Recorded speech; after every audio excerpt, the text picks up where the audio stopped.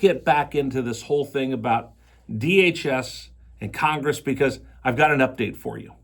So when we were talking about this yesterday, the Democrats were taking a stand on principle. We're going to stop ICE at all costs, including stopping the funding of Homeland Security no matter what. If the people of the United States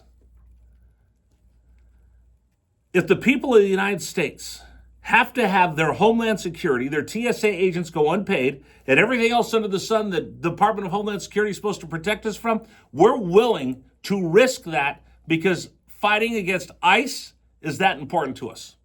On the Republican side, not giving in to them is so important that we will let this government shutdown go on and we'll leave town and go on vacation. Now, I also saw a senator on the Democratic side said, people are saying we're going on spring break or vacation. We're not. We're going back to our districts and we're going to work hard. And that's where I want to pick it up. Because yesterday, as we were out feeding the TSA agents who hadn't been paid in 45 days, there were members of Congress going God knows where to God knows what. But now, actually, courtesy of TMZ, we do know where some of these Congress people were going. See, they said it was so important that they were going to shut down Homeland Security. They're going to go back and they're going to talk to the people in their districts. Now, think about this. This is such an important issue for me that I'm going to allow TSA workers to go unpaid. I'm going to allow DHS to be unfunded, which means the Coast Guard, the TSA agents, ICE, Homeland Security, all these people are not going to get paid, not going to be funded. We're going to allow our Homeland Security lapse because this is such a big deal that we've got to fight over it. Now, let me ask you this. That kind of sounds like an emergency, right? So the last time I had an emergency, I didn't go to Las Vegas, nor did I go to Disney World. But that's exactly what we saw. And by the way, this is not just one-sided. I'm not just attacking one side. I'm pointing this out to both sides because we've got two people that have been in the forefront of this fight. And I want to point out where they were during their vacation. Again, TSA hadn't gotten paid. DHS isn't funded. Coast Guard's not funded. Cybersecurity's not funded. And by the way, yesterday Iran had a threat against businesses here in the United States that their cyber warriors were coming after many of our businesses. But again, DHS isn't funded because Congress says this is so important. We're going to have this government shutdown. The Republicans won't give in. Democrats won't give in. So we just stopped funding this. So let me point out where some of our lawmakers were during this crisis that we have that we can't fund DHS. Lindsey Graham. Guess where Lindsey Graham was? TMZ has photos of him at Disney World, getting on rides, enjoying the park. Now, listen, I'm not going to begrudge anybody having a day off or taking a vacation. I always point this out. Like I personally am a workaholic. I am awful. I have no work-life balance. Dave's seen this already. I'm kind of a psychopath, right? Dave looks at me. All right, explain, Dave. Am I really that bad?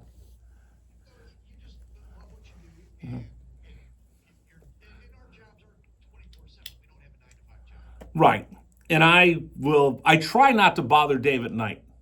Because, again, we get up at 3 a.m. to do the show. But, yesterday my day was I went to work, left early, went to TSA, or went out to Kitchen 33. Then we went to TSA at the airport. I came back, had lunch over at Kitchen 33, went home. I took like an hour and a half nap because I was exhausted. Then I got up, and then I worked on the show till about 7 o'clock. And then I ate dinner, worked the show a little bit more, went to bed about 10, and I was up at 3. So that's kind of my routine. And again, I am the worst person in the world when it comes to work-life balance. I have none. It's probably one of my biggest character flaws is I can't turn it off.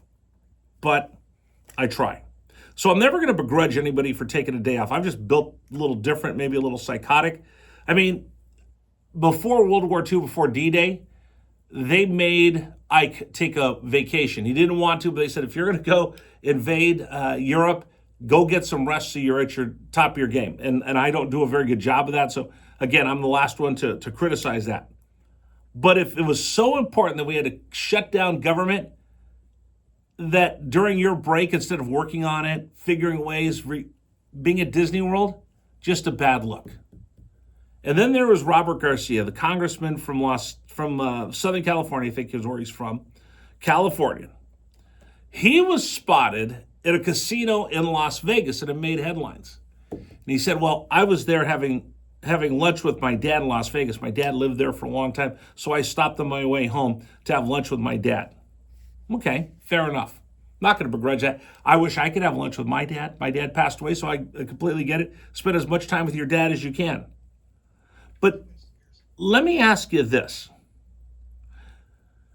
When you were planning to fly to Las Vegas to have lunch with your dad, did you think about the TSA agent at the airport in D.C. that checked your bag to make sure that you were safe getting on the airline to fly?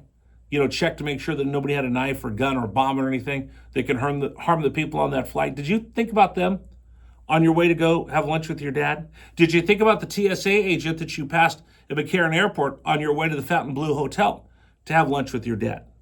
And when you were sitting there having lunch with your dad, did you think about that agent who I'm sure he would love to have lunch with his dad, but he can't afford it because you're not funding Homeland Security, which means he hasn't gotten a paycheck in 45 days?